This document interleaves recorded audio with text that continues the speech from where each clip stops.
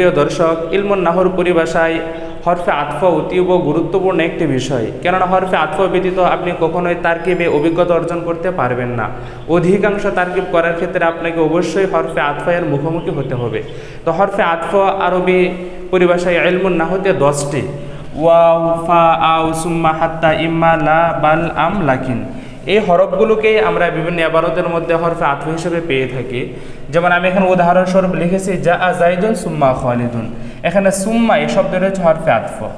এখন হরফে আতফ কখন আসবে, হরফে আতফ কীভাবে আসবে? হরফে আতফ আসে সমজাতীয় দুইটি শব্দের মাঝখানে। যেমন সুম্মা, এটার পূর্বে আছে জায়েদ, তারপরে এটার পরে আছে খালেদ।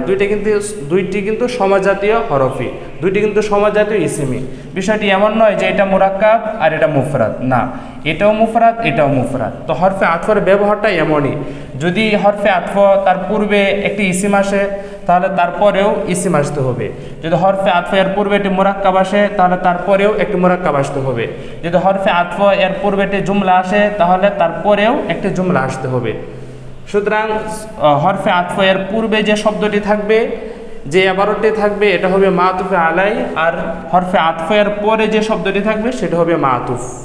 তো মাতুফে আলাই এবং মাতুফ দুইটি সমজাতীয় হতে হবে।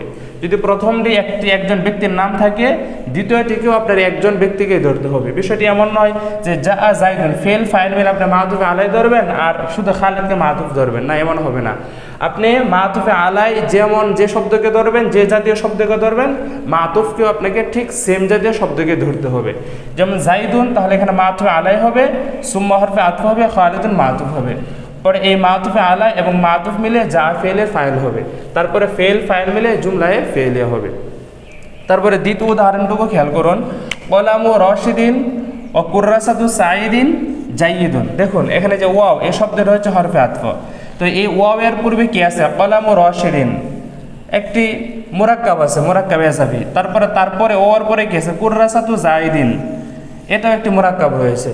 সুতরাং এখন আপনি মাতুফে আলাই হিসাবে শুধু রাশেদকে না ধরে আপনি কলম ও রাশেদ এই টোটালি সবটাকে ধরতে পারেন, সবটাকে আপনাকে ধরতে হবে। কেননা ওয়াও এর পরেও একটি মুরাক্কাব রয়েছে, কুর্রাসাতু সাইদিন, রাশেদের কলাম এবং সাইদের খাতা। তো সুতরাং বিষয়টি এমন নয় যে আপনি এখানে কলম ও রশিদিন সবটাকে মাতুফে আলাই ধরবেন আর শুধু কুর্রাসাতুকে মাতুফ ধরবেন, তাহলে হবে না। আপনাকে দুইটা সমজাতীয় সেম জাতীয় হতে হবে।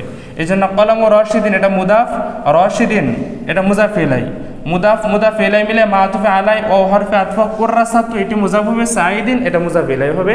তো এই মুজাফ ইলাই মিলে মাতুফ হবে, মাতুফে আলাই মাতুফ মিলে মুবতাদা হবে, আর জাইদুন খবর হবে। আশা করি এই উদাহরণটুকু বুঝতে পেরেছেন। তারপরে আমি আরেকটি উদাহরণ লিখেছি, হুয়াল্লাযী খালাকাকুম ওয়াল্লাযী মিন ক্বাবলিকুম।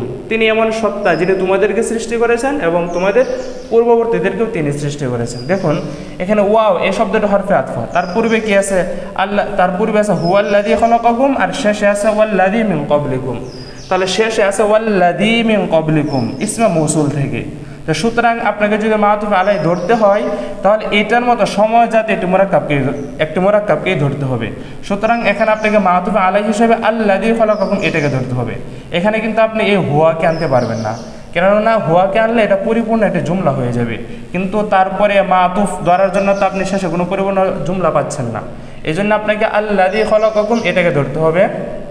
তো আল্লাযী ইসমে মৌসুল, খলাকা ফেল, তার ভিতরে জমির ফাইল, কুমডা মাফুলে বিহি, ফেল ফাইল মাফুলে বিহি মিলে হচ্ছে আল্লাযী ইসমে মৌসুলের সালা, মৌসুল সালা মিলে মাতুফে আলাই, ওটা হচ্ছে হরফে আতফ।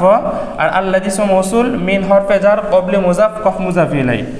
তারপরে মুজাফ ইলাই মিলে মিন হরফে জারের মাজরুর হবে, যার মাজরুর বলে একটি শিবে ফেল অথবা একটি মাহজুফ ফেলের সাথে মুতাআল্লিক হবে। ধরতে পারেন আপনি সাবিতুনা ধরতে পারেন। তো শিবে ফেল ফাইল মুতাআল্লিক মিলে আল্লাযী ইসমে মৌসুলের সালা হবে, মৌসুল সালা মিলে এই মাতুফে আলাইহির মাতুফ হবে। তারপরে মাতুফে আলাইহি মাতুফ মিলে এই হুয়া মুবতাদার খবর হবে, মুবতাদা খবর মিলে জুমলাই ইসমি হবে। এটাই হচ্ছে মাতুফে আলাই, এটাই হচ্ছে হরফে আতফের আলোচনা। যে হরফে আতফগুলো সমজাতীয় সেম দুইটা শব্দের মাঝখানে আসবে, তার পূর্বে ওটিকে মাতুফে আলাই ধরতে হবে, পরটিকে মাতুফ ধরতে হবে। আপনি মাতুফে আলাই কোনটাকে ধরবেন এটা আপনাকে বুঝতে হবে তার পরের শব্দটিকে দিয়ে। তারপরে যদি একক শব্দ থাকে তাহলে আপনাকে মাতুফে আলাইহ এক শব্দ ধরতে হবে, যদি তার পরবর্তীতে একটি মোরাক্কাব থাকে কুর্রাসাতু সাইদিন, তাহলে তার পূর্বে মাতুফ হিসাবে আপনাকে ওই একটি মোরাক্কাবকেই ধরতে হবে।